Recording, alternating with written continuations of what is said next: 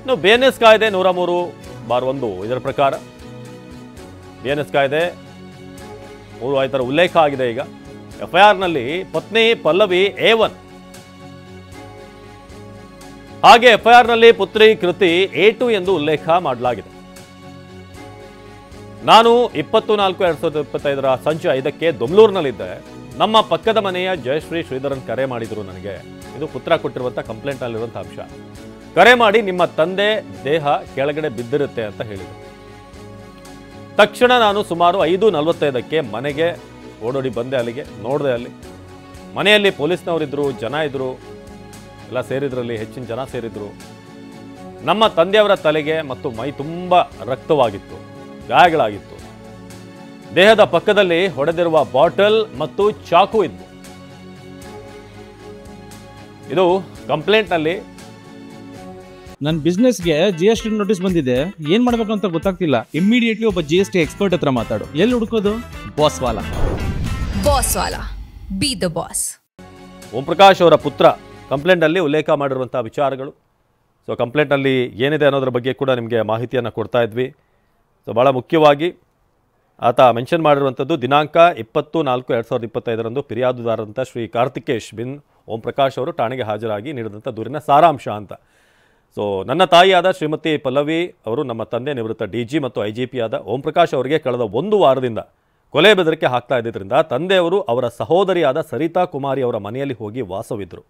ನಂತರ ನನ್ನ ತಂಗಿಯಾದ ಕೃತಿ ಅವರು ಈಗ 2 ದಿನಗಳ ಹಿಂದೆ ಸರಿತಾ ಕುಮಾರಿ ಅವರ ಮನೆಗೆ ಹೋಗಿ ನಮ್ಮ ತಂದೆ ಶ್ರೀ ಓಂ ಪ್ರಕಾಶ್ ಅವ್ರನ್ನ ಮರಳಿ ಮನೆಗೆ ಬರುವಂತೆ ಪೀಡಿಸ್ತಾ ಇದ್ರು. ನಂತರ ಕರ್ಕೊಂಡು ಬಂದರು. ಈ ಸಂಜೆ ಅಂದರೆ ದಿನಾಂಕ 20ನೇ ತಾರೀಕು ನಿನ್ನೆ. ಸೊ ಸಂಜೆ ಸುಮಾರು 5 ಗಂಟೆಗೆ ನನಗೆ ಒಂದು ಕಾಲ್ ಬರುತ್ತೆ. ಸೊ ಅಲ್ಲಿಂದ ನಾನು ಕಾಲ್ ಬಂದ ಕೂಡಲೇ ಅಲ್ಲಿ ಹೋಗಿ ಬಾಡಿ ನೋಡಿದಾಗ ಅಲ್ಲಿ ಬಾಡಿ ರಕ್ತದ ಮಡುವಿನಲ್ಲಿ ಬಿದ್ದಿತ್ತು ಅಂತ.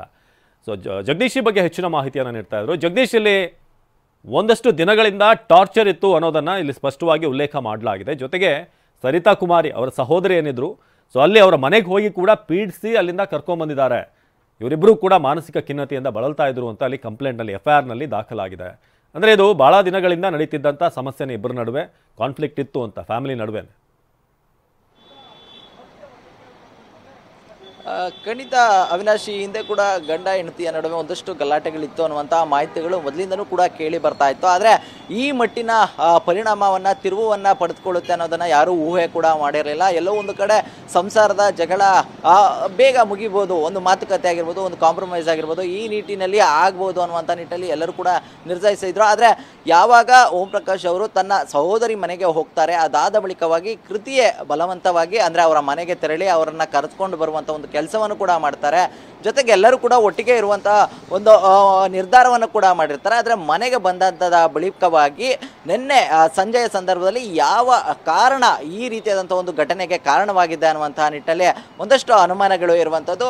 ಪ್ರಮುಖವಾಗಿ ಆ ಘಟನಾ ಸಂದರ್ಭದಲ್ಲಿ ಮನೆಯಲ್ಲಿ ಓಂ ಪ್ರಕಾಶ್ ಆಗಿರ್ಬೋದು, ಪಲ್ಲವಿ ಆಗಿರ್ಬೋದು, ಕೃತಿ ಆಗಿರ್ಬೋದು, ಇವರು 3 ಜನ ಇದ್ರು.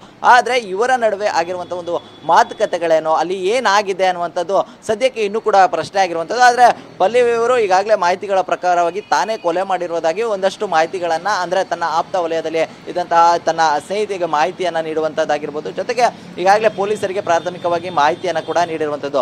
ಆ ನಿಟ್ಟಿನಲ್ಲಿ ಈಗ ಅವರನ್ನು ಕೂಡ ಏನೊಂದು ವಶಕ್ಕೆ ಪಡೆದುಕೊಂಡು ಒಂದು ವಿಚಾರಣೆ ಮಾಡುವಂಥ ಒಂದು ಪ್ರಕ್ರಿಯೆಯನ್ನು ಮಾಡ್ತಾ ಇದ್ದಾರೆ. ಮತ್ತೊಂದು ಕಡೆ ಈಗಾಗಲೇ ತನ್ನ ಸಹೋದರನು ಕೂಡ ತನ್ನ ತಂಗಿಯ ಮೇಲೆ, ಅಂದರೆ ಆ ಕೃತಿ ಮೇಲೆ ಕೂಡ ಒಂದಷ್ಟು ಅನುಮಾನವನ್ನು ಕೂಡ ವ್ಯಕ್ತಪಡಿಸಿರುವಂಥದ್ದು. ಜೊತೆಗೆ ಆಕೆಯನ್ನು ಕೂಡ ಈಗ ವಶಕ್ಕೆ ಪಡೆದುಕೊಂಡು ಈ ಪ್ರಕರಣಕ್ಕೆ ಸಂಬಂಧಿಸಿದಂತೆ ನಿಜಕ್ಕೂ ನಿನ್ನೆ ಸಂಜೆ ಆಗಿದ್ದೇನು ಅನ್ನುವಂಥ ನಿಟ್ಟಲ್ಲಿ ಒಂದಷ್ಟು ಮಾಹಿತಿಗಳನ್ನು ಪಡೆಯುವಂಥ ನಿಟ್ಟಲ್ಲಿ ಪೊಲೀಸರು ಮುಂದಾಗಿದ್ದಾರೆ. ಆದರೆ ಎಲ್ಲೋ ಒಂದು ಕಡೆ ನಿನ್ನೆ ಮೊದಲಿನಲ್ಲೂ ಕೂಡ ಹೇಳುವಂಥ ಮಾಹಿತಿಯ ಪ್ರಕಾರವಾಗಿ ಓಂ ಪ್ರಕಾಶ್ ಅವರು ಕೂಡ ಗನ್ನನ್ನು ಇಟ್ಕೊಂಡು ನನ್ನ ಕೊಲೆ ಮಾಡ್ತೀನಿ ಅನ್ನುವಂಥ ನಿಟ್ಟಲ್ಲಿ ಒಂದಷ್ಟು ಬೆದರಿಕೆಗಳನ್ನು ಹಾಕಿಕೊಂಡು ಓಡಾಡ್ತಾ ಇದ್ರು. ಈ ನಿಟ್ಟಲ್ಲಿ ನಿನ್ನೆ ಗಲಾಟೆ ಆದಂಥ ಸಂದರ್ಭದಲ್ಲಿ ನನ್ನ ಆತ್ಮರಕ್ಷಣೆಗೋಸ್ಕರ ನಾನು ಈ ಕೆಲಸ ಮಾಡಿದ್ದೀನಿ ಅನ್ನುವಂಥ ನಿಟ್ಟಲ್ಲಿ ಪಲ್ಲವಿಯವರು ಒಂದಷ್ಟು ಹೇಳಿಕೆಗಳನ್ನು ನೀಡಿದರು. ಇನ್ನು ಈ ಪ್ರಕರಣಕ್ಕೆ ಸಂಬಂಧಿಸಿದಂತೆ ಈಗ ಆಕೆ ಏನು ಹೇಳಿಕೆಯನ್ನು ಕೊಟ್ಟಿದ್ದಾರೆ, ಜೊತೆಗೆ ಈಗ ಏನು ಓಂ ಪ್ರಕಾಶ್ ಅವರ ಪುತ್ರ ಏನು ನೀಡಿದ್ದಾರೆ ದೂರು, ಅವೆಲ್ಲದರ ಆಧಾರ ಮಾಡಿಕೊಂಡು ಏನೊಂದು ಪರಿಶೀಲನೆಯನ್ನು ಮಾಡಿಕೊಂಡು ಮುಂದಿನ ತನಿಖೆಯನ್ನು ಕೂಡ HSR ಪೊಲೀಸರು ಮುಂದುವರಿಸುವಂಥದ್ದು. ಅವಿನಾಶ್, ಧನ್ಯವಾದ ಜಗದೀಶ್.